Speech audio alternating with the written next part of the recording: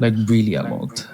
Because as how you said, I mean, most of the time we graduate and we don't know the things that really matter, the things that really control the world. And well, that's quite unfortunate. I think when we speak about institutions and systems, right, that hold Africa back, I mean, because most of the time it's like, oh, corruption, poor governance, right? And I'm like, there are times where you'd have a good leader, but the world systems are set they're set in a way that they set up the leader for failure, right? And so speaking about institutions like IMF or World Bank, and so I think maybe you could just speak briefly about how such institutions are designed to keep Africa poor, because that's what they basically are doing. I mean the people usually say that there isn't a single country that has developed on AIDS. Okay, so the first thing people need to understand about the IMF and the so-called World Bank is that the names of these institutions are designed to make it seem as though they are global, multilateral, international institutions. They're not. They're American institutions. They're American. America is the controlling shareholder in both institutions. Both institutions are extensions of the US government. Let's just be very clear about that. And how this works is that in both cases, both the IMF and the World Bank, the rule is that for any decision to be made, there needs to be an 85% majority. So there are countries that are shareholders that have voting shares in these institutions. And for every major decision that needs to be made, there needs to be an 85% majority. Now, the US government has 16.5 and 17.5% shareholding in these institutions, respectively, which means the US government has veto power. So nothing can be done in both of these institutions without the express say so of the US government. And by the way, the president of the World Bank has always been a US citizen. You can go and confirm this. These are US government extensions, right? They are not international institutions. They are part of the US government establishment, right? Their headquarters are both in Washington, D.C. So people need to get past that Jedi mind trick. First of all, these institutions are part of another country's diplomatic and economic infrastructure. They are not meant to benefit you, they are not meant to help you. The International Monetary Fund is the American Monetary Fund. The World Bank is the American Global Domination Bank. It's not for the world, it's for the US government. So now that we've got that out of the way. Now, how they primarily work is that in exchange for the loans that they offer. First of all, the terms on which these loans, right, these credit facilities are offered in Africa are completely different to the terms on which they're offered in Asia.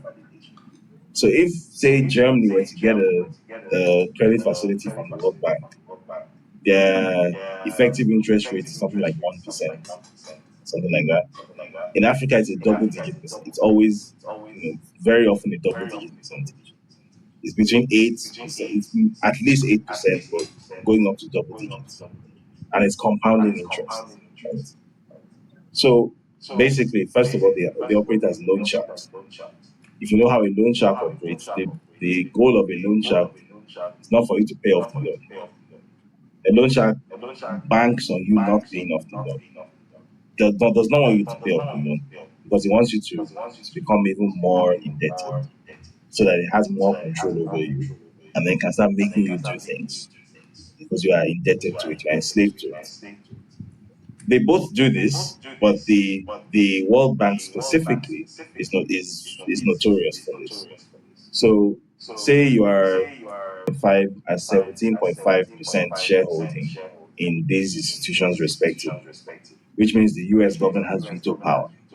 So nothing can be done in both of these institutions without the express say so of the US government. And by the way, the president of the World Bank has always been a US citizen. You can go and confirm this. These are US government extensions, right? They are not international institutions. They are part of the US government establishment, right? Their headquarters are both in Washington, D.C. So people need to get past that Jedi mind trick. First of all, these institutions are part of another country's diplomatic and economic infrastructure. They are not meant to benefit you, they are not meant to help you. The International Monetary Fund is the American Monetary Fund. The World Bank is the American Global Domination Bank. It's not for the world, it's for the US government. So now that we've got that out of the way. Now, how they primarily work is that in exchange for the loans that they offer, first of all, the terms on which these loans, right, these credit facilities are offered in Africa are completely different to the terms on which they're offered in Asia.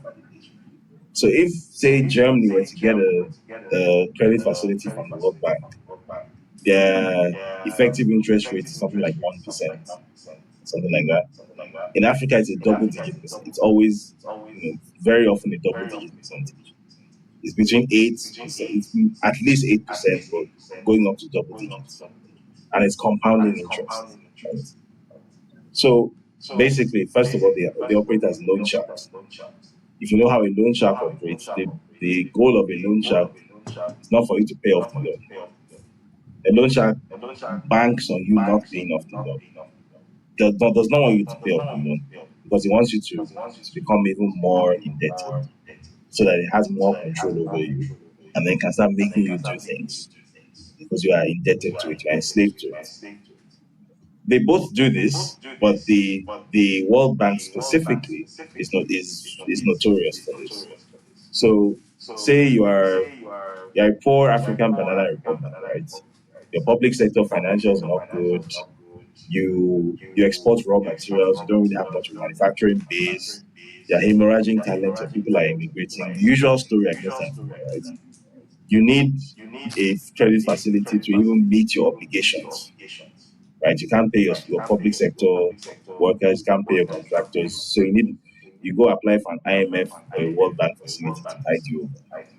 Now, what happens is that the terms that come with that loan make it impossible for you to accomplish anything with that money. First of all, it's estimated that up to 40% of the amount that is disbursed to you will go back immediately as consultation fees, right? So they're consultants whom you and I will never be given access to. Up to 40% of what is released to you is going to them. So if you're taking a loan of 100 million, first of all, what you're actually taking is 60 million, right? You're going to pay back the entire 100 million with interest, but what actually came to you was 60 million, right? First of all. Secondly, the disbursement timetable is never that the full amount is disbursed to you at once so that you can accomplish something reasonable with it. It's a drip feed. It's a slow drip feed. So if it's that 100 million, you get 20 million today, 15 million next week. It's like that. Like that. It's a slow drip feed. Knowing fully well that just as it is in your individual finances, where if you need a large sum of money to do something right now, and someone gives it to you over a space of a year as a drip feed, you will not do that thing. You will not do that thing because other things will come up. You'll use that money for other things. That money will, as we say in Nigeria, that money will spoil in your hand, right? That's Right. it. The same thing happens at a sovereign level. The IMF and the World Bank know this very well. Statistically, the most likely outcome of an IMF loan specifically is another IMF loan. Because at the end of the term of that thing, you will not accomplish whatever it is you wanted to accomplish with that loan. Your public sector financials will be worse. So you have to take out another loan, which you also cannot pay off. And they know you cannot pay it off. So what they then do is they say it's fine if you can't pay it off, right? You need dollars to pay off this loan. We disbursed the loan to you in dollars. You can obviously only pay it off in dollars. You can't pay it off with your undervalued currency. So what do? You don't have dollars. So to for you to have dollars, you need to boost your exports so that you can make enough dollars to pay you back. And as you are a poor country that only exports raw materials, what do you do to boost your exports? You export more raw materials. So if say you export oil, previously you were exporting 1.3 million barrels per day. What can we do to make it 1.8 million barrels per day? And that's it. If previously you were exporting so and so tons of unprocessed cashews or cocoa every month, what can you do to take that number up? Bear in mind, they will never say, okay, what we need to do is help you, support you to build a processing facility in your country so that you can process these things and sell a finished or semi-processed product, which will earn you more dollars. No, no, no, no. It's always export more of that raw material to us, right?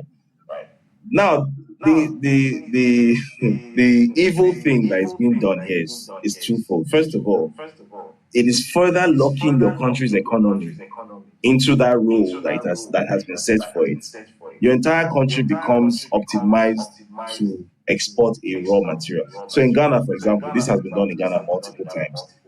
The vast majority of outside of Accra, which has like a service economy and maybe Kumasi, the vast majority of the real Ghanaian economy is dominated by mining. So mining and agriculture. So gold and other metals, and then cocoa, because Ghana is like I think the world's first or second largest producer of cocoa. Unprocessed cocoa, right? So all the chocolate that is made by Nestle and whatnot, they have all those factories in Belgium and in Switzerland and whatnot. I'm sure you know that Switzerland doesn't have a single cocoa tree in its borders. Cocoa does not grow in Switzerland. If you try and plant a cocoa tree in Switzerland, it will die, right? It doesn't have the climate for it. The cocoa is grown in West Africa. So they will tell you export more cocoa, right? It's not you are not going to build a processing facility in your country that can help you make more of those dollars to pay off that loan. They don't want that. No, no, no. Export more cocoa. Make your economy entirely optimized around exporting that cocoa, which is exactly what's happened to Ghana now. So much of Ghana's economy is optimized for exporting raw stuff. And it's distorting not just the economy, but even Ghanaian society.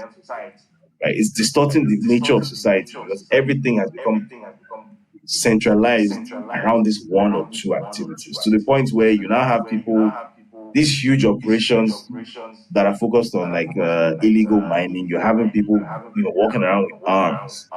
And bear in mind, Ghana is one of the safest places in West Africa, but you're starting to have these little pockets of things because the entire economy has become distorted because of this prevalence of exporting these raw materials that are so highly valued by these guys. So that's the first thing it does. It distorts your economy, your society, and it locks you further. The second thing it does is that they basically pay themselves twice. Because after exporting all these raw materials to them and getting the dollars that you need to pay off that loan or make payments on that loan, they are taking that money from you. But who did you export those raw materials to? You also exported it to them. And they are going to use it in their industrial processes basically for free. So they got paid twice and you lost twice. You lost twice because those raw materials, you didn't get fair value for them, right? And then the little money you made, you had to immediately remit it as payments for your loan. And then guess what? You do it all over again because as you don't have any money left, you have to take out another loan. And you get locked into this everlasting cycle of World Bank and IMF loans. And then every 10, 15 years or so, they'll say they are doing debt forgiveness. And they wipe the slate clean. And then they start the whole shebang again. And so much of Africa is locked into this never ending cycle because that's how loan sharks operate.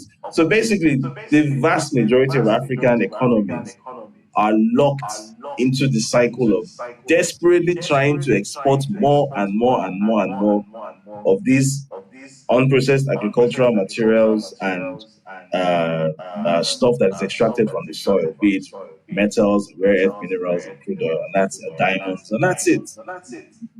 So, in that situation, the country doesn't have 5 minutes to sit down, plan for a proper industrial policy.